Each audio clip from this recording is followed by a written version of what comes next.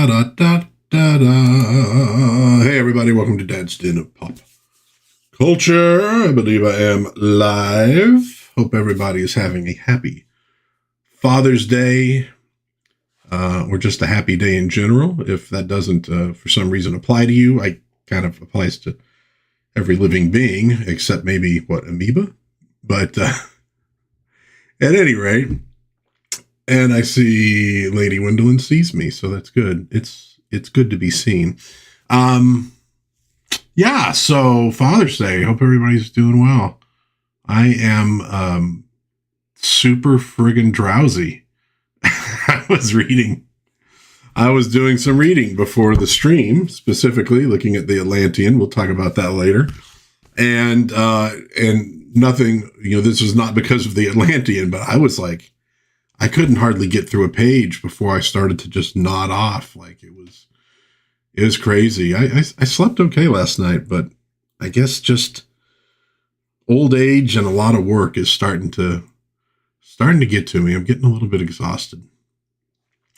But what's also getting exhausted is our first little thing I wanted to cover today. I'm not going to go super far into it, but so the Masters of the Universe movie, which has gotten some decent reviews, and like I said, I liked a lot of it. I just thought it got clunky at the end, and it had some missteps.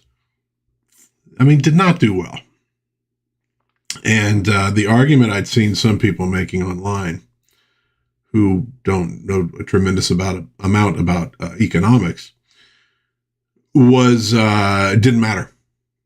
Amazon doesn't care if it loses money because of the toy sales, but it's like, yeah, but Amazon would have had to license. I mean, Amazon got a license to do the movie. Amazon gets some money from toy sales on Amazon. I don't know that they get toy sales from anything else. They might get a piece of it, but we're looking at a movie that's maybe losing $200 to $400 million. Movies that lose that much money are probably not getting toy sales that are going to not only cover that, but become profitable afterwards. But I did see that Target has some of those figures up now for just like $13 a pop. So they've been cutting prices, which says that the toys are probably not selling very well either. And it all comes down to this thing of this weird tribalism of like, I like this movie, therefore it has to be doing well. Because if it's not doing well, then I'm in the small tribe and I'm in danger and I can't accept that. So it actually is doing well and everybody didn't do well. For whatever reason, it didn't do well. Don't sweat it, man. If you dig it, you dig it. So many things that I dig are just like, just minor, just niche. One season wonders, half season wonders. Dude, probably my favorite comedy that's ever been was Police Squad, which I think managed 6 episodes and it was gone. It's cool, man. Hey, Man of War. Cool, man. I'm glad you're here.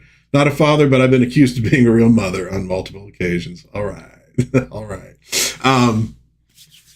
So anyhow, that's just a little brief thing I saw, because I just saw somebody, it was on X and they were being obnoxious about it. Oh, you people who think it failed, you're so wrong because of the toy failed. It's like, well, you don't discount toys if they're selling like hotcakes. So what can I tell you? All right. So what are we going to look at today? Assuming I don't fall asleep in the middle of the stream, I thought we'd look at a few slides from the new Spider-Man trailer, give a few thoughts on it. We'll chat a little bit about the Rockford Files remake that's happening. We'll do a little review of the Atlantean #4. Look at a couple other things that showed up in the den, including a rather impressive thing I just got for Father's Day from my daughter. And I think that'll do it. Oh, we'll look at some coming attractions as well. There are a lot of them. There weren't very many. So to start with, more caffeine needed, I guess. I don't know. I've had 2 cups of coffee And that should have woken me up if nothing else. And I had an apple fritter. What if maybe it's a sugar like hangover from the fritter is what's undone me. Could be. Yeah, so that Spider-Man thing, that's kind of small. Let me scoot me over. Let me increase that size of that a little bit. Yeah, so I finally watched the Spider-Man trailer. Now, full disclosure, I have not watched any of the Tom Holland Spider-Man movies. I had no interest. I dug the Raimi stuff. I didn't watch the Garfield stuff. It's almost because I'm a superhero fan that I've kind of fallen out of love with superhero movies because they're just two different animals, and the things that make me love the comic books don't always translate, and oftentimes don't translate because the people making the movies don't want them to be translated, but they don't get into the movies exactly. And so, yeah, I like them, but I don't like them, and I'm all over the place.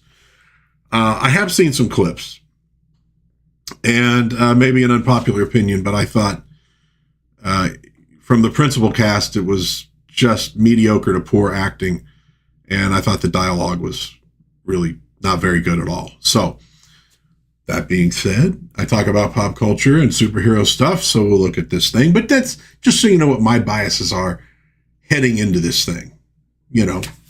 Just keeping everything transparent.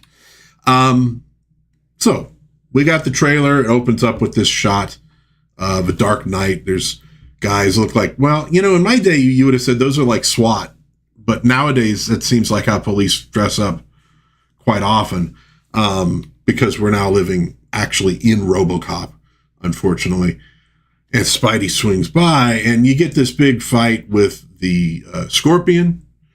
Kind of like a modernized take on the Scorpion tail and stuff. And it kind of comes down that Spider-Man really kind of beats the crap out of the guy and demolishes a police car in the process. So cool to see the Scorpion, cool to see other villains show up.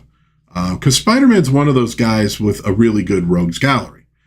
Just like Batman. You don't want to see Batman fight the Joker all the time. In this day and age, really don't want to watch Batman fight the Joker almost anymore at all. Because he has a great cast of villains, and some of them are obscure, but they're still very cool. The Flash is another one. Good rogues gallery. I think Superman's problem often is the fact that once you get past Lex Luthor, it gets pretty thin in terms of interesting villains for Superman to fight. You got the evil Kryptonians, and then, Parasite is just not really that interesting a character. Mr. Mxyzptlk, hey, you could do that in a movie, but I don't know how well it would go over. I would not be surprised if James Gunn tried to use that character, because it seems to be up his alley. What do you got? The Toy Man? Is there a puzzler? Does he have a puzzler? I can't remember. At any rate, good villains for Spider-Man. Good to bring as many of them into this as possible. And this seems like it's sort of just a one-off. This is how the movie opens. I don't think the Scorpion doesn't seem like he plays into the rest of the storyline. But the storyline really seems to be, or at least one of them seems to be, this whole mutation angle that from this spider bite that kind of mutated him into Spider-Man, it's continuing. And so it looks like he's going to get the ability to shoot the webs out of his hands. So he won't need the web shooters. There seem to be a lot of CGI web effects in this thing. But he's a little bit nervous. He's a little bit afraid of the whole thing.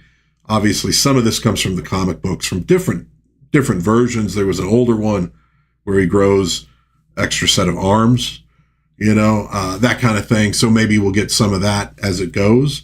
I don't know if it's resolved in this film or if we're setting it up and maybe we'll resolve it in the next film, the whole mutation angle. Not sure, but that's definitely a big angle of this thing.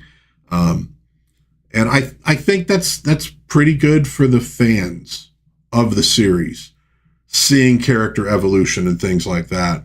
Tied in with that is Ruffalo coming in as, Dr. Banner, because he's kind of an expert in these things, and apparently he's invented some device that can prevent him from now becoming the Hulk, which would be pretty handy.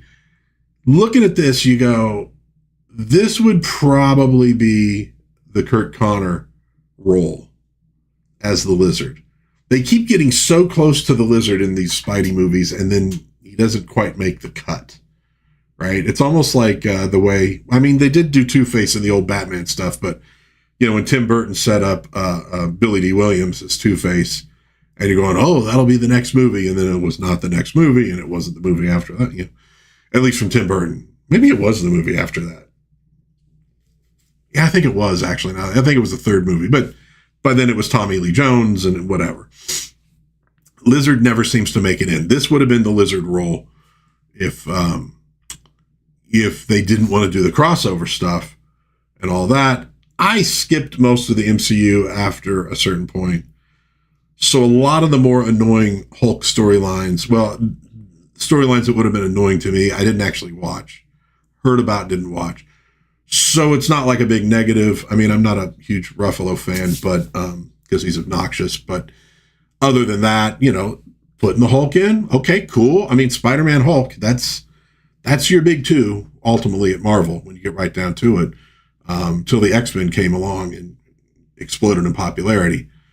If you had Marvel stuff, it was going to be Spidey, it was going to be Hulk, mostly because of the TV show that really raised his profile. Captain America would have been number 3. That's who you got on merchandise until the X-Men and Wolverine showed up, and that changed everything. And then we get this mystery villain, which if you've kind of been paying attention to the buzz around the movie, it's not even remotely a mystery.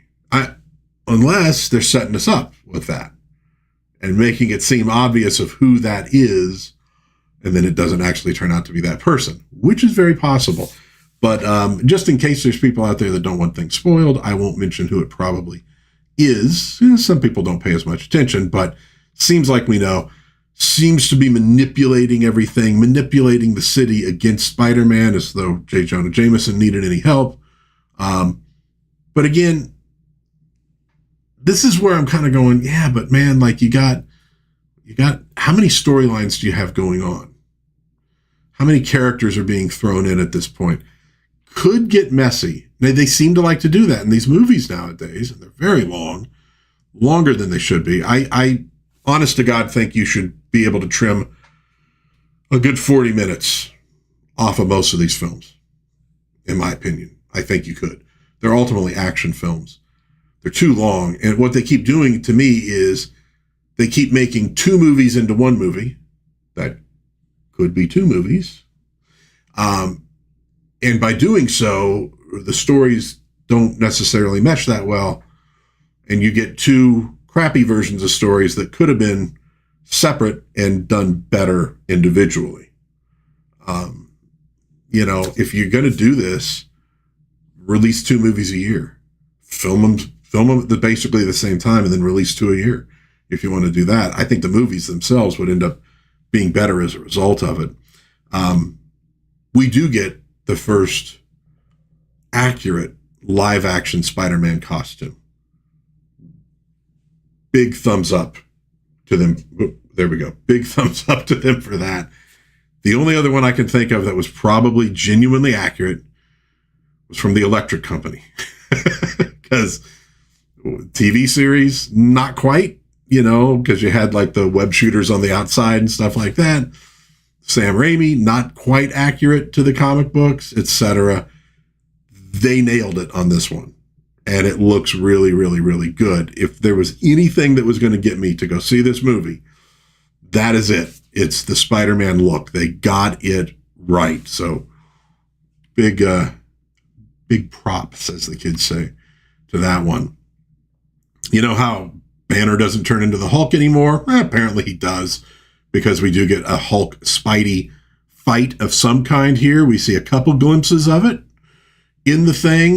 We get the big, you know, smash with the shockwave coming off of it. We get Hulk falling out of a window covered in webbing at one point. So that could be cool if it's done well. That might be very neat. You get ninjas, man. And I know this is coming from some of the stuff that past the point that I read. But again, here's where I'm kind of going, okay, we got these dudes. We're going to have a Hulk fight. We also got talk about him in a second. Punisher. We got the Scorpion thing at the beginning. That might just be sort of the teaser. That's fine. We got the big mystery villain. Maybe that's going to be more important as the MCU. I mean, this is Sony, not Disney, but it's still MCU because we got Hulk there. As that moves into the whole Doomsday thing, so maybe the big mystery villain is really not the most important element. But you see, there's a lot of moving parts in this thing. It might get messy. It might not be that good for the narrative. Again, then we get the Punisher showing up. Fine, good. I mean, I think Spidey works well with Punisher, Daredevil, those other kind of street level heroes. Even though Spidey's like kind of a notch above all the street level sort of heroes in terms of his power level, he just seemed to work well with them because he is, I mean, Spider-Man will fight off alien invasions and things like that, but that never seems to be his forte. His forte seems to be working on the streets of New York against criminals, against the Kingpin, whatever. So, Punisher makes sense, but we'll see. What do they do with him? What are they going to do with the guy? Does he really have an important role? Is he just sort of there because they said, look, let's stick in the Punisher too? They've been doing this now for a long time. I mean, kind of started with the Batman sequel. Let's do Penguin and Catwoman. Well, what if you did just Penguin? What if you did just Catwoman? I think you would have had a better story as a result of it if you had. I know this one Sam Raimi Spidey, like he wanted to do Sandman. That was the villain he wanted to concentrate on. The studio forced him to do Sandman and, the new Green Goblin and Venom all in one movie. 3 villains. The Batman one that had Mr. Freeze and Poison Ivy. And it's too much. It doesn't work that well. It really doesn't. So we'll see. It might harm this movie. I don't think it'll harm it for people like fans. They're going to be really happy to see the Spidey that they love in it. I think it's not necessarily going to hurt it with just normal mainstream fans who want to see a big action movie with lots of stunts and everything. But it might hurt the narrative overall, in the long run. So we'll see. It may not matter. So that for me, again, I have no emotional investment in the characters. I'm not that into CGI action. I can take it or leave it. So I don't know. I might, maybe I'll watch this at some point, but I really was unimpressed with the acting that I've seen in clips. So I probably won't go see it. But what I do get from this though is it does seem like it's designed to move the characters from the other movies forward. I think fans therefore are going to like it, assuming they do it well. You gotta actually execute on it. So I think fans of the series, they're definitely giving them something that they're going to enjoy because they're going to get to see the characters that they love, as their lives develop. And there's obviously the whole thing with everybody forgetting about who he was. So there's that emotional undercurrent that they're going to be exploring with MJ and all that stuff. So I think fans will probably dig it if they do it well. And it looks to me like just movie goers who want something big, spectacular, and all that are going to get something out of it too. So my guess is it's going to probably do pretty darn well. I've heard a lot of people saying $1 billion movie, could very well be $1 billion movie. Again, the $1 billion movie of the past is probably now $1.5 billion, if we're honest. $1 billion is not as impressive as it used to be, but I think this could probably do $1 billion. I'll say this though, if it doesn't do $1 billion, I think that's going to be a real damning indictment of the superhero movie stuff. The fact that Superman didn't click to me is not that important to the superhero movie concept. It's a new series. It had some definite flaws in it. It didn't have the greatest marketing in the world when you get down to it. I think there were solid reasons for it to underperform. Spider-Man, this has been a very popular series. It's done well in the past. Now, the last one, had Tobey Maguire, Garfield in it and stuff, which probably boosted it. It's not going to have that for this one, although it does have Hulk and Punisher showing up in it. And maybe that's part of the reason. They're like, we need guest stars because guest stars made the last one really good. You know, a lot of, and by really good, I mean a lot of money. So maybe that's why they brought them in on this one. But to me, this has a built-in audience. Spider-Man's a very popular character.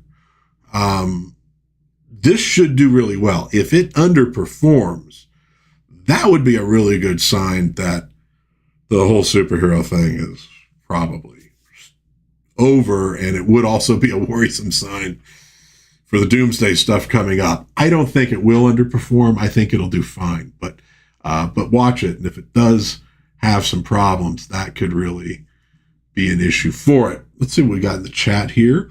Man of War says, folks won't accept how niche some of their beloved fandoms actually are. It's like the argument I have with modern D&D fans about movies never getting it right. Yeah, and D&D makes about 10% of what WotC billion-dollar earnings.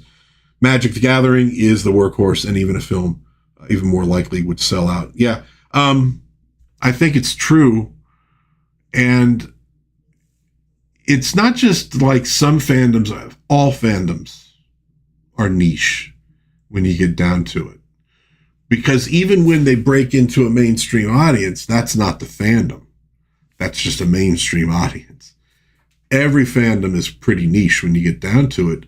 To an extent, you know, like football fandoms are kind of niche. Like there's a mainstream audience that'll watch football games.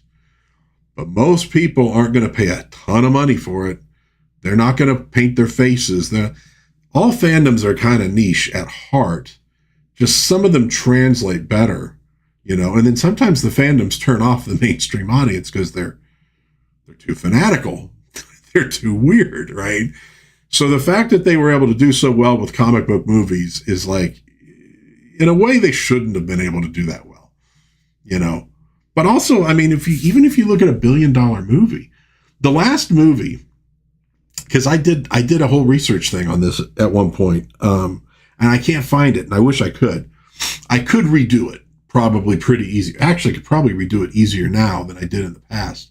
But I did a thing where I plotted out the number one movie of every year from about like 1925 to whatever year it was that I did this. Maybe 2010? Something like that. It could have been earlier than that. It was a while ago that I did it. I looked at every number one movie. I looked at what its, you know, domestic gross was in the U.S., converted that to tickets sold based on the ticket prices of that year, which I actually found a source that had all those. I didn't think I was going to find that. I thought I was just going to have to sort of use the CPI and figure it out. I found a source that was like, oh, God, it was so cool. So figured that out. And then I looked at that as a percentage of the total population of the United States. Because, again, we forget, yes, the dollar goes down in value, but also the potential audience goes up pretty much every year for a movie. So a movie that, you know, sells 1 million tickets in 1925 is way more impressive than a movie that sells 1 million tickets in 2025. Because it's a big difference in population. So I did all that. And you got a graph of them that was pretty interesting. It sort of did, well, you can't see my hand there. Let's bring that down for a minute. It sort of did this. It peaked and went back down. And the peak was in the 50s, and it was a religious film. And I can't remember which one it was. All the religious films, when they would come out and do well, would sort of do better than the stuff around them. The reason being, in the past, there were a lot of people who believed, seems hard to believe this now, that Hollywood was evil. So there were a lot of Christians who did not go, well, and maybe Jews as well, very, you know, Orthodox Jews who would not go to films. They avoided them. That's the work of the devil. We're not going to them at all. When a religious movie would come out, if their pastors, priests, whomever would say, you can go watch this movie because there's nothing bad in it, that huge chunk of audience would suddenly go to the film, and it would boost the box office quite a bit. But that was the peak, was in the 50s with a religious film, and it went down from there. So as much as we talk about how well Jaws did, as much as we talk about the Star Wars phenomenon, if memory serves, The Star Wars itself, it boosted a little bit, but it didn't change the trend.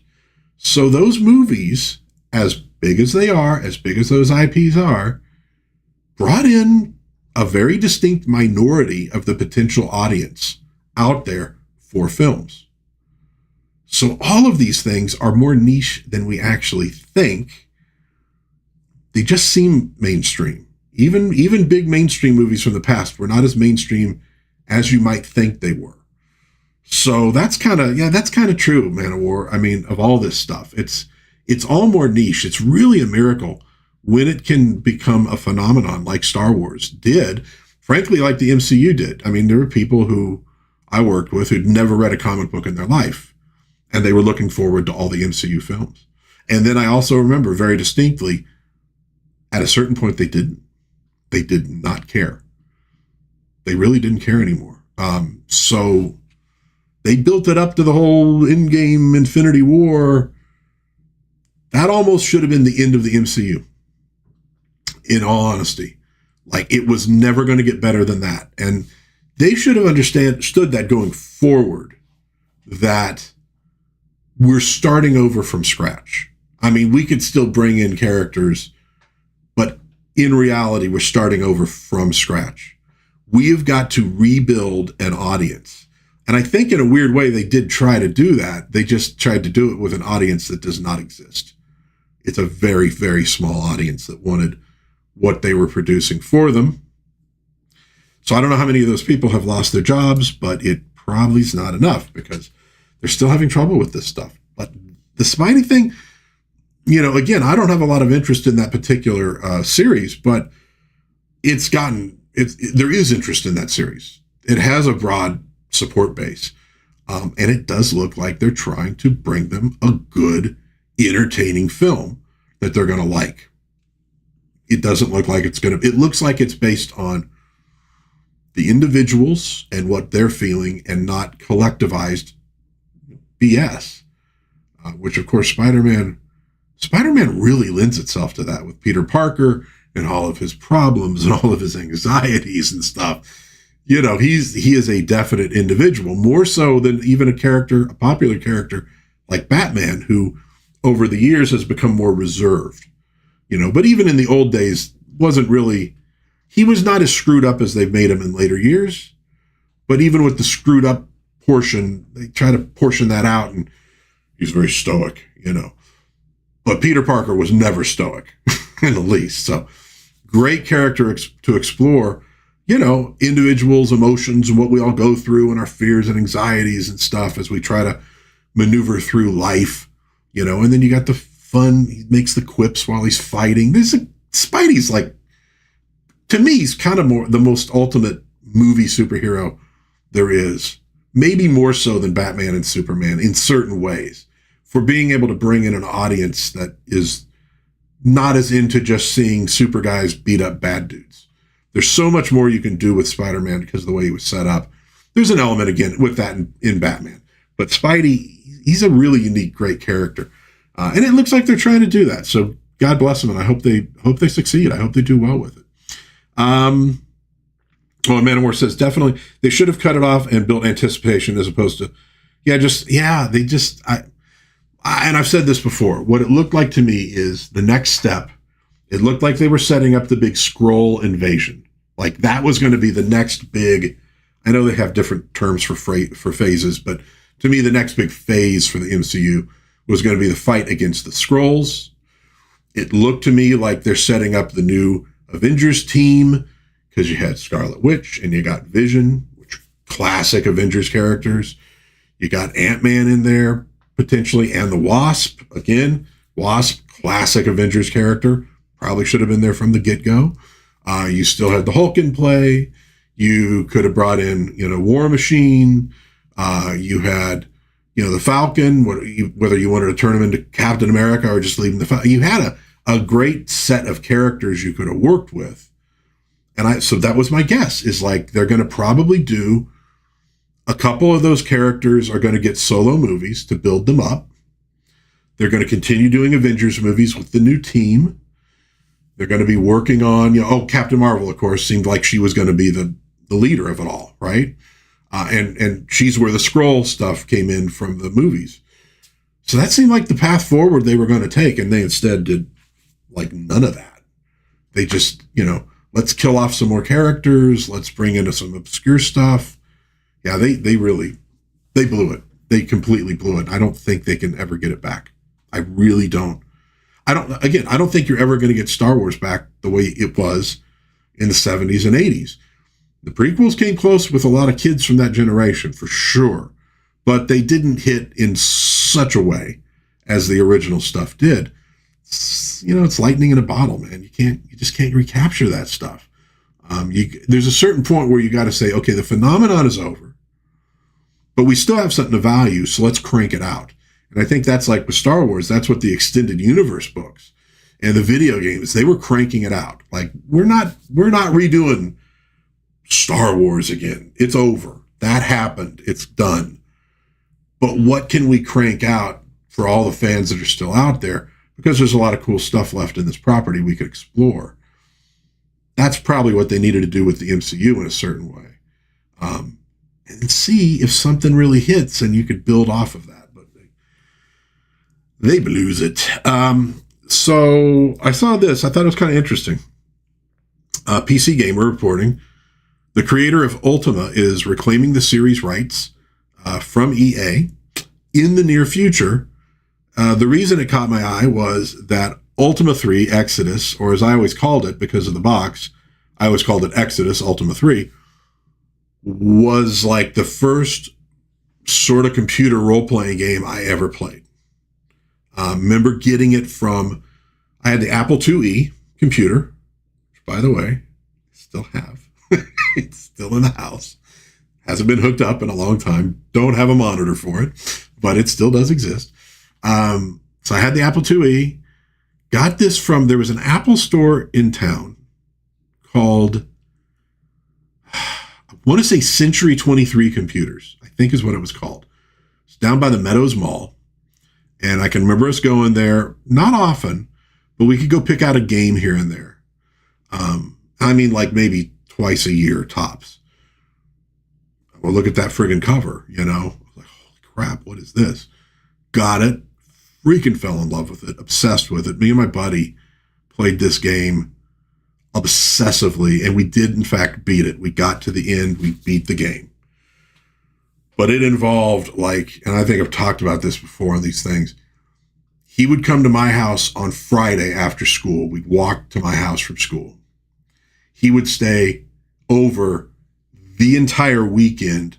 We would go to school together on Monday, and then he'd go to his own house. But we would spend the entire weekend, and we would do almost nothing but play Ultima 3. Just for hours, we would play this thing. Because it was that kind of game where you had to really crank through in order to get powerful enough to beat the next phase, to get to the next thing, and all that stuff. So, obsession for me in junior high school, this game. Then I moved to Might and Magic 2 after that. And Might and Magic 2 is actually bled into high school years. And it's kind of when I'm like going, I think I need to not play this kind of stuff anymore.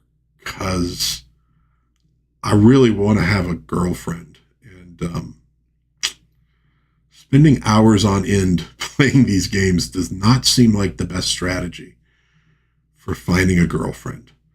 So I kind of backed off all this stuff. And that was kind of my end of playing video games almost entirely at that point. And I did ultimately get a girlfriend, and that didn't work out. And then I got a much better girlfriend, and I married her, and we're still together. So God bless Might and Magic 2 and Exodus Ultima 3, but, women are more fun. Any rate, but dude's going to get this thing back. Wants to produce new Ultima games. So if you're a big fan of that series, you might get something cool here in the future. We'll see what he can put together for it. Obviously, beyond Ultima 3, it changed a lot. It got a lot more high tech. Ultima 3, you can go probably find images or YouTube videos of it. It's pretty basic pixel type stuff. Although at the time it was really cool. Because you'd be going through the dungeon and you could see the walls, as you move through, and then the monster would appear. And it was crack. for a D&D nerd that you could play this without having to get a whole D&D group together. Yeah, it wasn't really role playing, but it was close enough. And then I think it became much more, high tech and cool. And I'm sure it would continue on with that, but we'll see what they manage to do. I think it's a good thing reclaiming this stuff from corporations. Corporations at their best are not good at this kind of stuff. When a corporation produces something like cool, it always seems to be they've gotten some people who are cool, who are into the thing, and they've given them some freedom. Usually it's because it's a property they don't care about. And then they make something rad. And then the corporation cares and they screw the whole thing up in the sequels, right? So corporations are bad at this stuff. Reclaiming IPs from corporations, ultimately, whether it's through public domain or through something like this, is probably a really good thing because they want to monetize, but the problem is you got to make something cool and then the money flows in. But they're so focused on the money that they keep you from producing anything cool, which creates a quandary, and you're seeing that in pro sports to an extent, although there's still a lot of money there, no doubt about that. But pro sports aren't what they used to be. They used to be a lot cooler than they are now because their focus is now on money instead of on the product. And so anyways, I think that's a good thing. Hopefully that'll work out. The other thing I saw, little image of the new Jim Rockford, David Boreanaz, in the, apparently the original car. Now, I'm sure not one of the cars they used. They destroyed a lot of those cars making the old TV show, but the same model, color, etc., which is kind of cool, I don't know. I mean, if I'm getting a total Jim Rockford vibe off of him there or in this image, but a little bit, I might actually give this one a shot. It's supposed to premiere in January of 2027 on NBC. I was thinking about this today. I think the last time I regularly watched any of the major networks, like live broadcasts, or, current broadcast, I don't mean necessarily like a live show, was probably the Friends, Seinfeld, Frasier era. I do remember watching those. X-Files, but I'm thinking maybe, I don't know if X-Files went longer than those. I kind of gave up on X-Files after the movie. I didn't like the movie at all. But it's probably in that general vicinity, so we're talking maybe like mid-90s. It's been a long time. I've been watching lately a bunch of old detective shows from the 80s. Riptide, Hardcastle and McCormick, Simon and Simon. They've all entered. Well, I've been watching Peter Gunn as well. I was thinking just the other day, like, God, there were a lot of just solid, fun detective shows. Once upon a time, mystery shows were such a huge part of TV. And the characters became just icons. Columbo, Kojak, Murder, She Wrote, Remington Steele, Moonlighting, obviously Rockford Files, and the ones I just mentioned. There were some that just didn't even really make it, but were still pretty decent shows. Such a big part of TV. So I'm seeing stuff like, hey, he's got the old car, and it's like, that's really cool. That's fine. That's groovy. But are they going to make a good mystery show? It would be really awesome if call him anything you want to call him, Rockford or whatever. It'd be cool if they make just a damn good mystery show, a good detective show. Okay, you're going to have Dennis, you're going to have Angel, right? And Rocky. They're all, what's her name? Was it Beth Davenport? I was almost going Pam.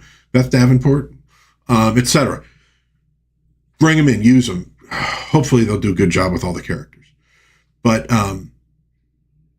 I don't want Easter eggs, and I don't want nostalgia, and I don't want references. Because, I hate to break this to you. Whatever you do, it is not going to be as good as the Rockford Files. with Garner, it's not going to be as good. It just isn't going to be as good. It's a different time, different people. But I hope it is just good, and they make some really good detective stuff. I'm going to give it a shot. I'll watch it, man. I'll do reviews on the channel about it, good or bad. But that's what I'm really hoping for. It's like, yeah, and the nostalgia is awesome, right? Get that gold car in there. That's badass. But man, if that's what you're bringing to the table primarily, you need the Rockford Files had no nostalgia attached to it when it came out, other than the fact that it was kind of like Maverick in the modern day a little bit. It's that kind of character that Garner was good at playing and liked to play. But that's what I'm hoping is like Rockford Files was just a damn good detective show. Great little mysteries. He was charismatic as hell. Great side characters. Man, I hope that's what you really bring to this thing. And if they're called, if they're called Rockford and Angel and whatever, fine. It doesn't matter to me. I'm not going to judge them necessarily based on what the other actors did. Oh, happy Father's Day, Raimi. So I'm not going to judge them per se based on what the other actors did. I just would like to watch it and go, that's a damn good show. That's just a great little show, man. Whatever it is. That's the problem with so many remakes is that it trades so heavily on nostalgia, but nostalgia is never as good as the real thing. I mean, we're all nostalgic for music back in whatever, like the 80s or whatever your decade happens to be. And it's cool to see like the band is still out there trying to tour or whatever, or finding like a reproduction of a concert t-shirt. Is that as cool as when you actually went to that concert? Is that as cool as when you were watching this band live when they were in their prime? No, it's not. Nostalgia is not enough. It's a nice hook, but it's not enough. And I don't know that the nostalgia for Rockford Files is with my generation and older. So if you're aiming this thing for a younger audience, you're already going to fail in a way from a nostalgia standpoint. But if you just make a damn good detective show with a masculine character, a genuinely masculine character with no friggin' apologies, and look, Rockford was not like a macho freak. He was genuine masculinity, which is one of the reasons he's such a great character. And I think that so many of us still love him so much. Speaking of like Father's Day, that ideal of the masculine ideal that a lot of us have, maybe from our fathers or grandfathers, maybe it was an uncle, maybe it was a family friend, that's encapsulated in Jim Rockford. It's encapsulated in a lot of TV dads from the past. You produce something like that, and then younger people who don't have the nostalgia, they may just dig the show. And I think that us older farts are going to like be going, yeah, that's solid. That's what I liked about the original, so cool. So we'll see. January 2027, we'll see what they manage to pull out for this thing. I really do hope it's a good show, man. Absolutely. I can wish Jennifer a happy birthday. Happy birthday, Jennifer. God bless. I hope this is an awesome day for you. I hope Raimi works his fingers to the bone to make it an awesome day for you. If he doesn't, you have my permission to give him a smack, if you have to. But no, happy birthday. Honestly, that's awesome. I got a weird thing with my birthdays, as my wife could attest. I don't like attention of that kind. In a way, it makes me nervous. But I know birthdays are an awesome thing, and I did enjoy them up to a point in my life, and then I just got weird about it. But honestly, man, have a happy birthday and have some fun. Just cut loose and have some fun today. I hope you do. I hope you do.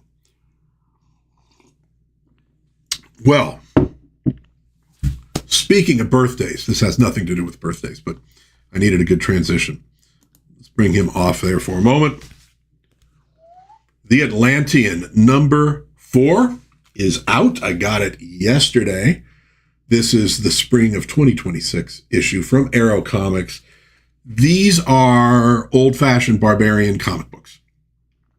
They're about King Cole. They draw heavily from Robert E. Howard, with art that is reminiscent, for sure, of, Buscema and those cool guys from the past. Titan Comics does some awesome stuff with Conan and all those characters. And honestly, to me, these are right up there with them. We get another story of Cole, which is pretty good. It's him getting sort of sucked in by this wizard, kind of reminiscent of the thing with Harry Potter and the Mirror. Obviously, it's drawn from actual Robert E. Howard stuff. We get a backup story with Lethal, her first solo story. She's a very cool character. They introduced last issue, and we get a pinup or two. Love this series. Absolutely love this series. I've had a great time. I think that Russ Leach and Randy Zimmerman are doing just a fantastic job with it. And you know what? They produce. Like, you don't wait 3 years to get the next issue. They get these out at a pretty good pace. We got 4 issues of the Atlantean. We got the first thing, which was a graphic novel, The Shadow Kingdom. So they got 5 out already in the last maybe couple years, maybe 3 years or so. So they keep it rolling, and this is a good one. I really enjoyed. Now, I got through the first story. I have not read the Lethal story yet, but it looks rad, and she's a very cool character. I guess in sort of a way, it's like it's their kind of take on Red Sonja, because it's not a character they can use. So they just made their own badass female warrior, for their stuff, and she's cool. So I'm looking forward to more of that. Picked up a couple things at the comic shop this week. I grabbed the facsimile with the first appearance of Batgirl. Awesome stuff. I was reading through it. I have not finished it yet. Oh, there's Buona Beast. I got to get more DC Showcase. I've got to get more DC Showcase, man. There's a lot of cool stuff that started there. I got to check that out. But yeah, this is, and she's a character that really sort of came from the Batman TV show. There'd been an earlier Batgirl, but the Barbara Gordon version was kind of done in conjunction with the old TV show. They've been putting out the Silver Surfer facsimiles. This is the latest one. He's going up against Thor. Oh my God, dude. It's John Buscema art. It's just rad as hell. And I know these are not a lot of people's favorite take on the Surfer. Like, I get that. And I'll be honest with you, I agree with him in terms of storyline, but the art is just so good that I don't really care. I'm there for the art. Now, the stories are not bad. They're not bad. And then I finally gave in on a comic I've been looking at, and it's still wrapped up, so see if I can get it where it's not too reflective. Doom Patrol. Love the old Doom Patrol. Love the old Metal Men. Some of the weird stuff from DC back in the day. And I'd been sort of eyeing this thing for probably about the last 3 months. They got a lot of these older books at the place I go. They got like these filing cabinets, right? And so you got it's sort of like glass in the front, so you could see one issue of comic. They put one issue in the front that you could see, and so this was that. And I've been staring at it for like a while, going, "That looks really cool." I finally said, "The heck with it, I'm doing it." So that's what I got from the comic shop and from a delivery this week. We're going to look at one more thing that I got today for Father's Day. It's really freaking cool. But let's look at a couple coming attractions. I don't have a ton of coming attractions this time. But I did see that Super 7 has introduced their first wave of Visionaries figures. It was a cool 80s toy line. It was kind of a cool cartoon. I was a little old for it at the time, but I remember appreciating it and the concept behind it with the holograms and stuff like that. So they got these out. These would be 3 3/4 inch figures like they usually do at Super 7. They're not the deluxe versions. $25 a pop. It used to be 20. Now they're 25. Not something I'm going to collect because I just don't have enough of a nostalgic connection to the Visionaries. But if you do, you might want to check them out. Kind of cool. It looks like the O-ring figures, I believe. It seems like they're going for the O-rings for a lot of this stuff now. that they're in full swing on those rather than the Star Wars style figures. I think they're still doing that for some of like the rock and roll rap figures they do, but the more action figure ones seem to be going that direction now. I will say this, a little side note. I follow Super 7 on X. They say, here's the new Visionaries. Check it out. And they give a link to just their website. Click it, you go to the website, and then you got to go look for the darn things in the search, what have you, because they oftentimes aren't right there. Super 7, if you're listening, and I know you're not, could you just put a link to the actual Visionaries page with the Visionaries announcement so people could go right to what they're looking for? Maybe there's a scheme in that. I don't know, but it's one of those tiny, tiny, tiny minor annoyances out there, but it seems like an easy one to solve. Visionaries had a competitor that was horror-based. Oh, yes, they did. And what were those? Because they had like the little ghostly-looking dudes, right? Oh, my phone's out there. I can't look it up on the phone. Yeah, I know exactly what you're talking about, but it would use the same kind of hologram thing. Do you remember when holograms were like the coolest thing on Earth? Or even remember those, what are they called? Is it lenticulars? Where you just, you move the thing and you get the two different images. Remember when that blew your mind as a kid? Like, this is the highest toy technology there is, So simple, and it just impressed the hell out of us. Yeah, I can't remember. What was the name? Maybe Lady Gwendolyn will look it up out there, or I'll maybe look it up later. But I definitely know what you're talking about, though. I think they came a little after the Visionaries did. So I think they came a little after even. So again, it wasn't something that like I was liable to buy or collect, but I do remember those. Yeah, that was cool stuff. It's always funny to see like the new technology that hits toys that'll then go through everything. Like when they did color change, put it in cold water and it changes color. And then all of a sudden every toy had to have some excuse to change its color because that's the cool thing that kids are like freaking out over, right? The Supernaturals. I think that's right, man. I think that might be right. That sounds right. Yeah. Yeah, Lady Winter. I think the Supernaturals might be it. There you go. Okay, yeah. Oh, man. It's amazing the place these toys have in our brains. There's so much joy and excitement tied to them. Whatever they happen to be for you, that, again, it's nostalgia. It's not quite as good as it was when it was brand new, where you'd literally be like screaming when you opened it on Christmas morning. But yeah, it just taps into that part of your brain, and it's just like pure joy for a few moments. It's like, oh, remember when the only thing that mattered was like that toy line or that toy or whatever, or the album. And it's like the rest of the world didn't matter because you were a kid. Like, the news, you'd see stuff. Like I grew up when, yeah, okay, we might get nuked by the Russians, whatever. But check out the new Star Wars figures. And then you grow up and you got worries and you got to take care of people, which is a very good thing. It's a very good thing, but there's still that part of you going, I wish I was still just a kid.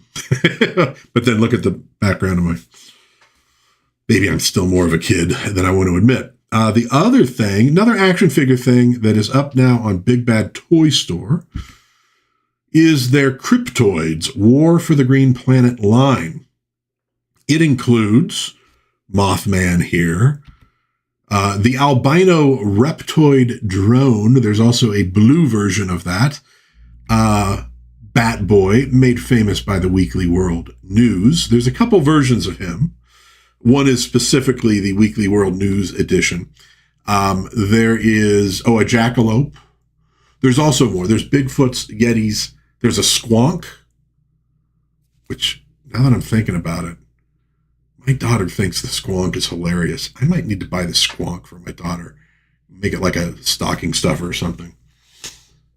They're not cheap, though. This is the issue with these. And the only issue, because frankly, the design is pretty cool. A little non-traditional, but it's a cool design. That's for later. But the little ones, like the Jackalope, the Squonk, are $25. And just looking at that, I don't think it's even movable. It might be, but it doesn't look like doesn't look like you can move those front legs. The other ones are $50. Well, $45 to $55. Like the Bat Boy is $50. And I thought Bat Boy was hilarious back in the day. I used to buy I know she does. I used to buy the Weekly World News every once in a while because it was funny. And I had the full series of the alien who met with George Bush Sr., with Bill Clinton, and with Ross Perot during that election season. I had that full series, and I had the Bat Boy issue. I got rid of them at some point because it just ran out of room, but I would totally buy the Bat Boy, but I just can't do $50 for Bat Boy. It's just too much. And I get it. These are limited run. That's probably part of the expense. They'd probably be cheaper otherwise. If they could get Bat Boy down to 30, it would be so much harder for me to resist. And I really shouldn't be paying $30 for it either. But it would be like, yeah, but it's a Bat Boy figure. When is Bat Boy ever going to be turned into an action figure again? And the whole world would say, why would you care? I don't know. I just do. But I'd be a lot more tempted. But 50 is an easy one for me to go, yeah, okay. I'm probably not going to buy that. But you might want to check them out. They are cool figures. And, you know, if you got the money to burn, go find Bat Boy. And the other ones are cool too. All right. So the other thing that I got, my little Father's Day, I say little Father's Day present. It's not little exactly. Well, it's a two-parter. And one part is kind of little. It is the Little Nemo movie, the animated movie from back in the day. My daughter and I really love this. We used to watch this. So I got this. I'm a Nemo fan. I'm a Winsor McCay fan. The big one is Little Nemo from, I almost said Nimoy. Little Nimoy could be very interesting. Little Nemo, Winsor McCay. This is a Taschen book. It is heavy. I mean, it is heavy. Look at this sucker. Look at this sucker. These things I dig. Taschen books. But again, they're not cheap, which means I am going to have to kick my daughter's butt for buying this for me. But it's one of those things where you're going, oh, I would get that. I like that. But then you're kind of like going, it takes up a lot of room. I probably shouldn't. It's kind of expensive. And I won't. But this is unbelievable. I'm really thankful that you got this for me. It is something I've wanted for a while. I have a small version that has some of the stories in it. This is obviously, it's complete. 1905 to 1927. If you've never looked at the Little Nemo comic strip,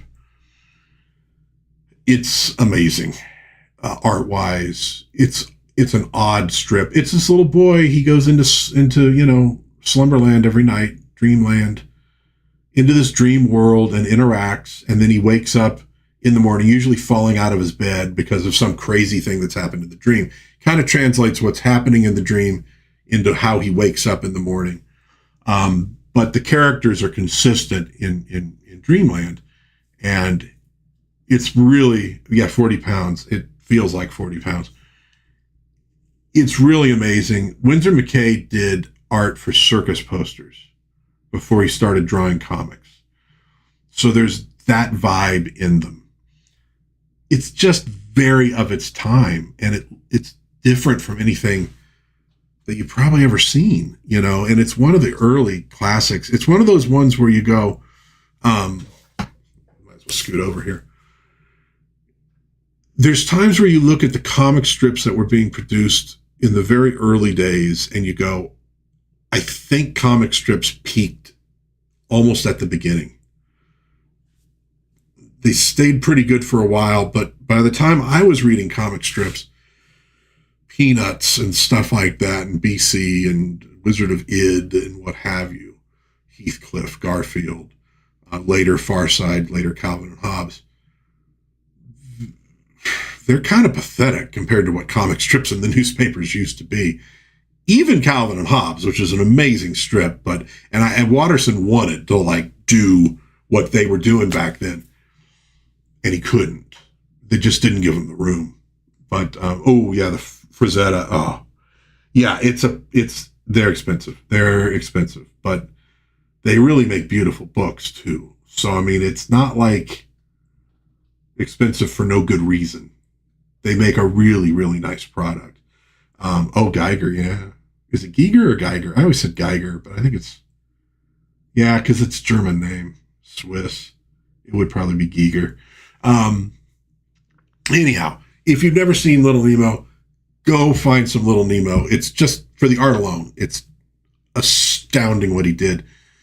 Winsor McKay also invented animation.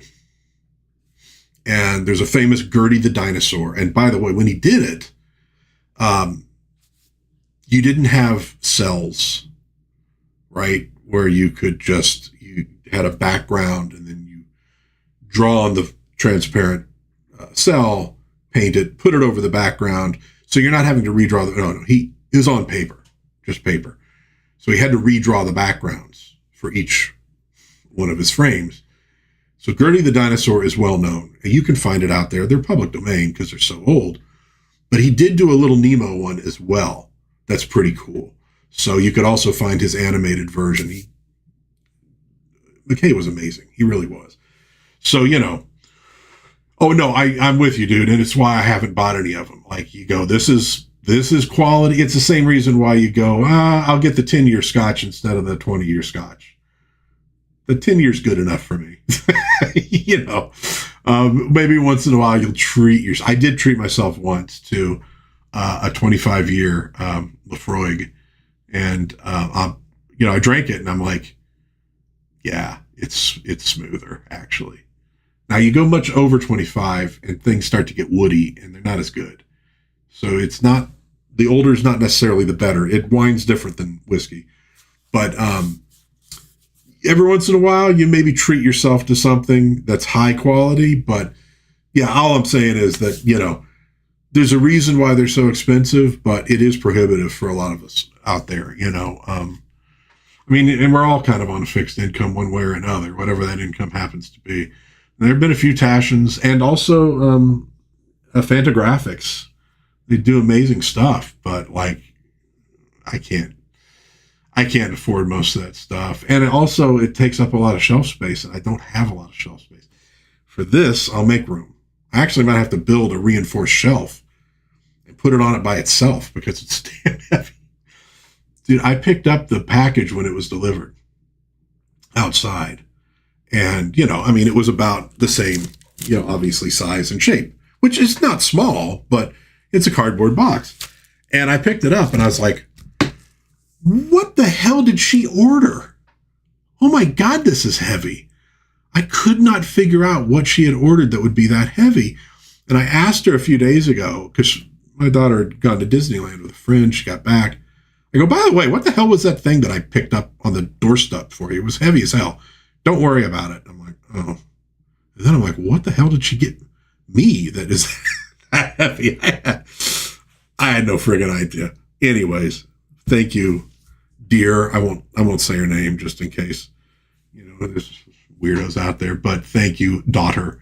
That was very awesome. And I really, really, really appreciate it. And I'm going to have a good time. I tell you what, I ain't taking that wrapping off of this thing until I'm ready to actually sit and read it. And I'm going to have to sit and read this thing. It's so heavy. It's not like I can just sort of, kick back and hold it up and read it like a comic book, man. It's going to be a thing when I read this, dude, but I can't wait.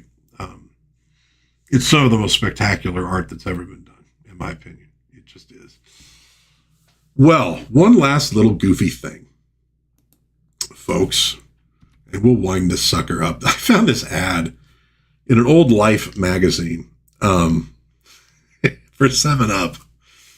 And I posted it on X, but I'm like, oh, yeah, they're kind of like, I think there might be a little hidden message in this thing here. Because, okay, it's bowling. I mean, there's an excuse, but anyways, This was in the early 1960s in Life magazine. America was always a slightly dirtier place than maybe we'd like to believe, even in the old days. But, need an alley-oop? Get some 7-Up. And, yeah. Okay, so anyhow. Coffee table. Yeah, I've literally recently, because I've been grabbing a lot of these images. I've been doing a post at night on X called A Moment of Vintage Manliness, that is basically just old alcohol, cigarette, car ads from old magazines, 70s, 60s, 80s. A few, illustrations from old articles. Just kind of the stuff that was like, the vision of manliness that used to exist in these old advertisements, whether it was real or not. That was kind of what they pushed. So I posted them because they're just kind of cool to look at. And I thought it really could make a good coffee table book with maybe just a little bit of text here and there about like do a section on old cigarette ads, and like, hey, it was a manly look, but it was also not the smartest thing in the world to do, unfortunately. I've lost people to that. Same with alcohol, cars, whatever. Just that vibe, right? Of this is what masculinity used to look like. Sort of, again, as an ideal. I thought about it. Like, I don't know, though. The thing is with ads, do you, no, because that wouldn't be, folding into a coffee table wouldn't be manly. But I could have it fold out into a workbench. A workbench would be manly. But at any rate,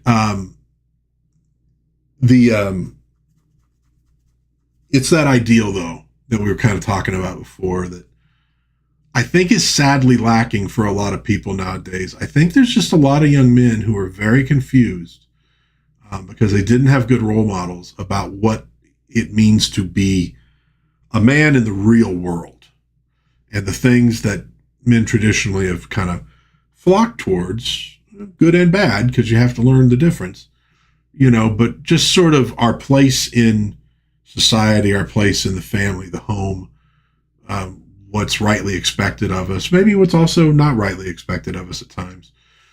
I think a lot of people are kind of flailing, and that's why they find some of these, weirdos online that push them into weird directions. And believe it or not, I think some of these old ads kind of give you a picture of just a sort of calm masculinity.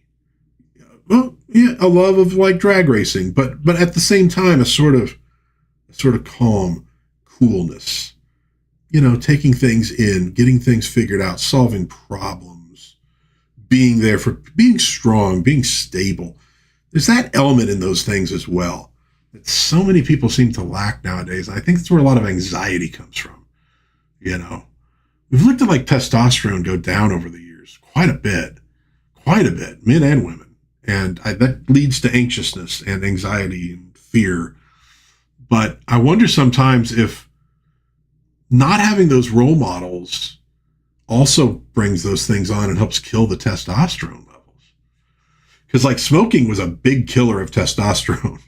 And yet people were a lot manlier in the past when they smoked a lot more. So we don't have that anymore. That should help boost it, if anything, right? But, soy genuinely is, a female, it's like a synthetic female hormone. So there is a truth to the soy boy concept in a way. But, red meat is a good way to get testosterone in the system. And some people shy away from that stuff. At any rate, it might be kind of fun to do something like that and kind of ponder some of those ideas and maybe just give a lifeline to some people, men and women, about, because women in the old days were not as freaked out and anxious as women are nowadays. They were calmer. I remember aunts. I remember, the moms of friends when I was little were, most of them were pretty damn solid. Like they dealt with stuff. They didn't freak out about it. Quite the way we see a lot of people online. I mean, and it's online, but it seems like people are more anxious nowadays. And it's like maybe partly what they need is just to see a different way of behaving modeled. That's not like anger and, just very, just sort of a reserve. We all need to be a little more like Jughead. You know, be a little sarcastic, be a little reserved, eat a hamburger, hang out with a dog. I think it helps all of us. So, okay. Oh, essential man movies yeah, exactly, man. It's helpful. I did a video ways back about favorite TV dads. The three that I picked were Stephen Douglas from My Three Sons, who's just great for guiding his sons, not commanding exactly, but saying, well, you could do it that way, but you need to understand the consequences. And you might want to think differently, and them having to then deal with it themselves. Mr. Brady from the Brady Bunch, I think, was a great TV dad because it was the same thing. Sit them down, talk it out. Here's the expectations and here's why. And then Ward Cleaver was another good one. And there's others as well. But yeah, manliness, fatherhood, and all those kind of things, it needs to be modeled. And there's models out there that are not too damn good. And, one of the things you learn when you're a history major and you're studying the 20th century was post World War I, you had a lot of fatherless youth in Europe, and a lot of them were easy pickings for the totalitarians who seemed to be strong and seemed to give direction for folks who didn't have direction and seemed to make them feel powerful and led them into a lot of dark things. And I think we're in a similar period with people who they may have an actual father, but maybe they don't have a really manly role model of the guardian, the protector, the nourisher, the builder. And they see these people online acting out. It's that sort of fake masculinity that's really just a boy yelling and pumping his chest a lot, right? But they see that and they think that's the way to go. And they need to see more of the other, and I think when they do, they'll find out it's a lot more satisfying than all the other stuff. And then you can still go watch monster trucks, and that's fine. But, your whole life can't be monster trucks. It just doesn't work that way. Any rate. Ramey says, I think I'm about ready to make YouTube. Oh, cool. Getting angry at some YouTube reviewers, look at the movies through. Yeah.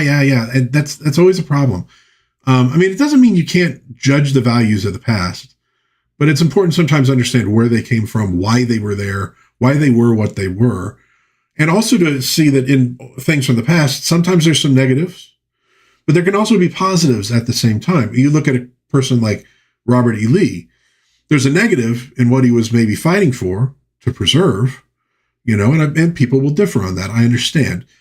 But certainly the preservation of human slavery, not a good thing. I know there probably are people who think it was. It was not. And, so there's that element of Robert E. Lee, but then there's also an element of honor and courage and service, and he went on to do other things as well. And a lot of people have trouble with that. Like, if there's one negative thing about you, then you're negative, period. That's it. Except people they like, they will then go, well, I don't care about his negativity. It doesn't matter.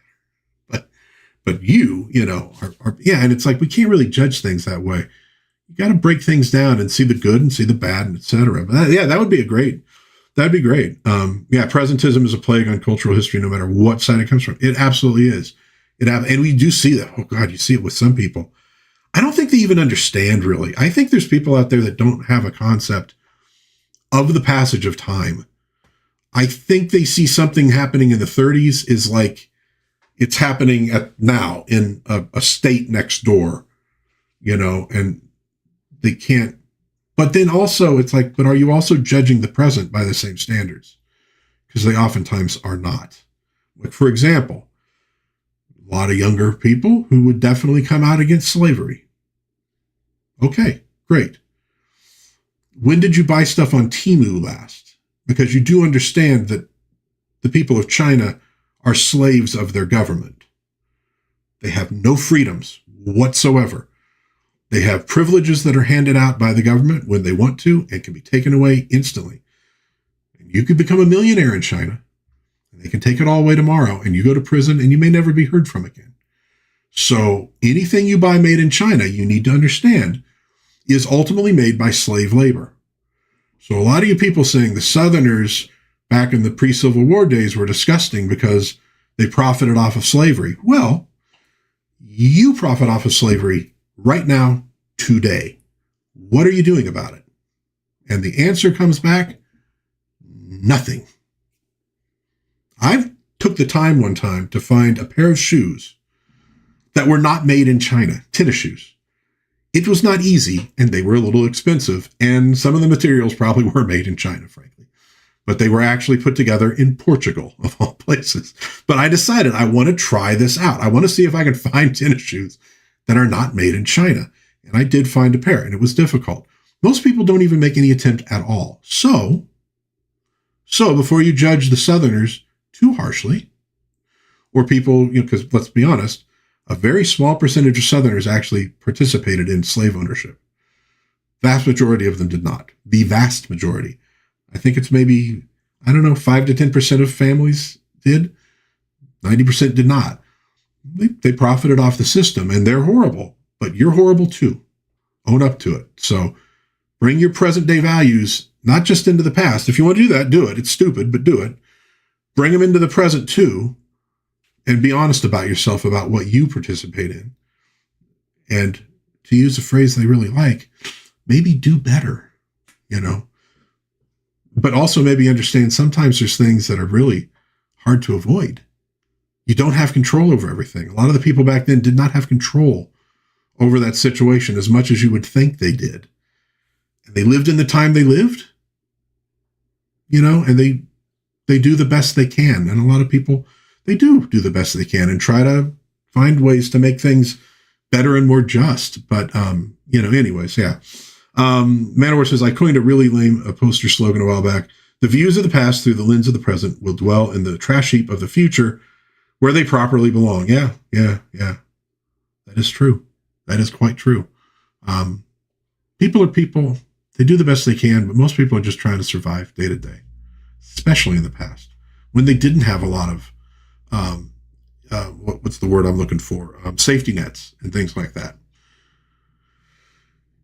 They did the best they could, and maybe some of them didn't. There were some genuinely evil people in the past as well as in the present. Genuinely evil people. They do exist. But a lot of folks, they're just doing the best they can. And again, try to find the good in them as well and see them, because that's all of us too. I got my good sides. I got my bad stuff that I do, I'll be honest, I'm not real bad. Too lazy to be real bad, but we do. I say things that I regret, lately too, with a lot of the pressures that are out there. There's feelings inside me that I'm not real happy about, but it's hard to shake them sometimes because of stuff that's going on. And but I would hope in the end people would say, yeah, but there's a lot of good in him too. Maybe he screwed up sometimes. Maybe he failed sometimes. Ramey, people need Jesus in their life. You're absolutely right. They do. And it's a worldview that I think is very useful for being a better person, just even in your day-to-day life, of understanding the fallen nature of people. And we need forgiveness. We're not perfect. We cannot be perfect. We have to live in the time we live. The phrase about Noah, he was a good man for his age. It was an evil age. Noah was not 100% good, but he was maybe better than a lot. And that's why God chose him, but he suffered the same problems for growing up in the age that he did. So I think we could all be a little bit better about that with each other. And then maybe, have a 7-Up and go play some, mildly suggestive games of bowling. And that will make us all feel better. So I will close it today for that one. Thank you, Ramey, Manowar, Lady Winland, for being in the chat. Thank you, everybody who watched this little rambling diatribe that sometimes happens. But this is what it's about, man. This is social media is for anything. It's for people getting to talk, chat back and forth, and try to learn a little bit, and and then also mostly have some fun and talk about silly, stupid stuff too. And hopefully we did a little bit of that today. Coming up this week in Dad's Den on Monday, Thor number 360 from 1985. We're rolling through Walt Simonson's Thor run. Now, after 360, we're going to take a slight detour, and we're going to go through issue by issue the Balder the Brave miniseries, which feeds into the overall Thor storyline, so it does make sense to do this. So we're going to do that. Then we'll be back into the Thor territory afterwards. So I guess July will be kind of, Balder Mondays in a way other than Thor. But so Thor 360 this week. Wednesday, I've got a video where I kind of break down a 1964 failed pilot for the Archie character from Archie Comics, which is kind of interesting. There's a few interesting little twists about when it was actually made, but we'll talk about that on Wednesday. And on Friday, I'm finally going to get my review up for Splinter of the Mind's Eye. I always want to say it's Of the Mind's Eye. Alan Dean Foster, really the first Star Wars novel that was written that wasn't based on a movie, wasn't just an adaptation. It's a groovy one. It's kind of fun. I read it the first time when I was in 5th grade. It's the first novel I ever read. I felt really grown up doing it. I just recently bought a copy. I read it, and you know what? It holds up pretty damn well. But we'll talk about that little review on Friday. So that will do it for today. Again, happy Father's Day to everybody out there who's a dad and who's thinking about being a dad, or who frankly is a dad without biologically being a dad. We can all be dads to the world just by a little guidance and a little love and, embarrassing younger people in public. We can all be dads. But happy Father's Day. Thank you everybody for tuning in today.